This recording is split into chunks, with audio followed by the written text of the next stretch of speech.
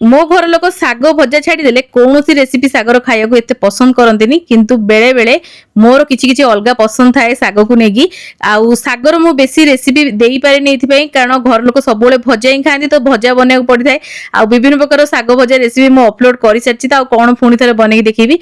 किंतु आज सकाळ मु मार्केट जाइली और मार्केट रे देखली बहुत ही कौलिया लेउटिया शाग मिलुची आ मोर गोटे रेसिपी कथा मन पड़गला तो आज मु कहली मु आज जमा भी शाग भजा बनइबिनी आज ये रेसिपीटा बनइबा और समस्त खाइबे। नमस्कार ओडिया बो रोसी को आपण मानकु बहुत बहुत स्वागत। आज आमे बनइबा लेउटिया शाग राई सेति शाग को सफा करनेबे प्रथमे आ जेतु कौलिया शाग थिला तेनु करी मु बेसी किछि ताऊ काटिनी सेमति छोट छोट करके बाछि देइछि।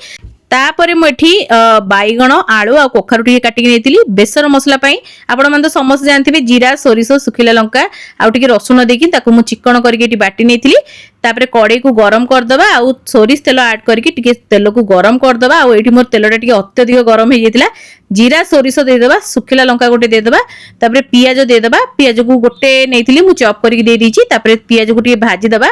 आ पियाज भाजी गला परे आमे एठी आउ सब जिंस को ऐड करबा आमे जेहेतु पनीपरिया पक्की एटा टिके करबा तो पनीपरिया को प्रथमे देके टिके भाजी दबा तो एठी आउ गोटे जिंस मु भूली जाइतिली बडीटा भाजिया को तो एठी मु किछि बडी नेइची आउ टिके खंड खंड कर देइची ताकू मु अलगा भाजी नेबी प्रथम रो आपण बडीटा को भाजी काट नेबे तापर आपण आगु को प्रोसेस कर पारिबे। मु आज भूली जाइतिली तो मोर परे मने पड़ला तापर एठी देखो परिवा को मु ऐड कर देइतिली लूण हल्दी टिके देइ देइची तापर आमे आको बढ़िया से टिके भाजी दबा टिके घोड़े की भाजी जल्दी जल्दी आमर भाजी हो आज आज मुझे बहुत जल्दी रे थी तेणुक मुझे परिवा गुड़ाक बड़ बड़ काटी आपन टिके छोट करी काटिबे तो छोट करी काटले ना जल्दी जल्दी सीझी जीवा और बहुत बढ़िया मधे रेडी हबो। तापर एटी देखो मु नेची टमाटर टमाटर गोटे नेची आ एटा पूरा ऑप्शनल अछि आपन देई परिबे न देई परिबे मु सेमती देई देची आज माने माने मूड हिसाब रे मु रोसेईटा करथाय जोदिन मते जा इच्छा होय पकाए तो एटी टमाटर देई सला परे एटी आमे कोन करबा घोड़े की समय रखि देबा जेंति हम टमाटरटा टिके सीझी जीवो। तो टमाटर सीझी गला परे आमे कोन करबा जो बेसन मसलाटा बाटी रखली ताको आमे ऐड कर दबा आउ भलो भाबे टिके कसी नबा आउ बेसी भी कसिबा दरकार नै अल्प कसी देले भी हे जिवो आउ टिके भलो कलर आसिया पे मटी टिके हल्का लंका गुंड भी पकई देथिली काश्मीरी लंका गुंड भलो भाबे टिके मिक्स करनबा मिक्स करके आउ कि समय आमे घोड़े की कुक करबा जेंति कि मसलाटा हमर टिके सीझी जिवो कारण टिके सीझी गले बेसन मसला जम्मा पिता लागिबोनी तेणुक घोड़े की छाड़देवे। आगुरी भी मो चैनल में बहुत प्रकार सागर रेसिपी अपलोड करछि सबरो लिंक आपण डिस्क्रिप्शन बॉक्स रे पाइजिबे नने तो भेज प्लेलिस्ट चेक करिवे सेठी आपण पाइजिबे आ आपण माने नुवा रेसिपी कोन देखिया चाहछन सागर निहाती पे कमेंट रे लिखिए मु निश्चित आनिया को चेष्टा करिवि। तो एडी देखो हमर मसलाटा बढ़िया से कसी गलानी एबे आमे सागो को ऐड कर दबा आ सागटा आपण पूरा छोट छोट चुना चुना करी काटिकी भी नै परिबे जेतु पूरा कोळिया साग थिला आ छोट छोट थिला तेणु करी मो काटिनी मु सेमिति ही माने नै जाइछि केवल छिंडे की आउ तापरे आमे एटी साग देला परे भला बेटे मिक्स करनबा मिक्स करी टिके घोड़े की रखि दबा घोड़े रख देले सागटा हमर नरम पड़ी जिवो आउ जल्दी जल्दी मिसी जिवो आउ बनेबा बहुत सहज मात्र 10 रु 15 मिनिट भितरे आपण एई रेसिपी को बनै परिबे गरम गरम भात संगरे हैला किबा पखाळ संगरे आको खाइबे बहुत बढ़िया लागि थाए आउ हमर तो राई रेसिपीटा बहुत ही ऑथेंटिक रेसिपी ओडिसा रो जे कोनोसी जिंस राई टिके बनै देले बहुत भल लागि थाए आउ जदी आपण गाडे मदरंगा साग मिलुछि ना आपण सेथिरे भी बनै परिबे सेथिरे भी राई बना जायते आ बहुत प्रकार सागरे मु राई बनै थाए जोटा कि मते बहुत पसंद आस्ते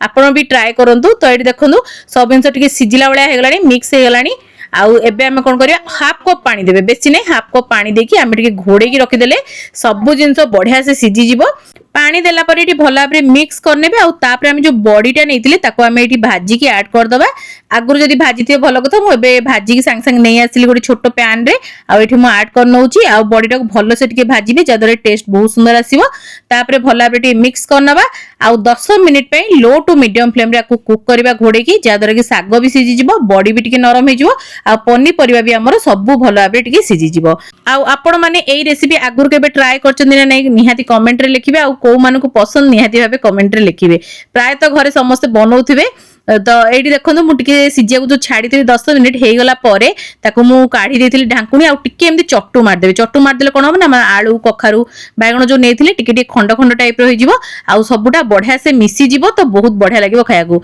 आ एठी देखंतु बॉडी भी पूरा परफेक्टली मिसी जाईची सब जिंस बढ़िया से मिसी जाईची एमिति आपण गरमा गरम ही याकू खांदु ठंडा हे गले जम्मा ही भल लागिवोनी गरमा गरम माने भात संगरे ही सर्व कर दियंतु तो बहुत बढ़िया टेस्ट लागिते। केमती लागिला मोर ए छोट रेसिपीटी निहाती कमेंट माध्यम जनइबे भल लगी लाइक करेंगे शेयर करेंगे चैनल नुआ देखुले सब्सक्राइब करने को जमा भी भूलें फेसबुक पेज रे देखुले निहाती पेज को फॉलो करेंगे लाइक शेयर देवे कमेंट माध्यम आपन मतामत को शेयर करेंगे जदि आज आपण मैंने मोर इंस्टाग्राम पेज को फॉलो करना निहाती फॉलो करने से बहुत ही बढ़िया बढ़िया जिन पोस्ट करता है जदि आगु किसी नुआ रेसिपी देखिया चाहते कमेंट सेक्शन में लिखा जमा भी भूलें आगु ओडिया बहु एमती बहुत सारा बढ़िया बढ़िया रेसिपी सब नहीं आसो तो आज ये जय श्री जगन्नाथ।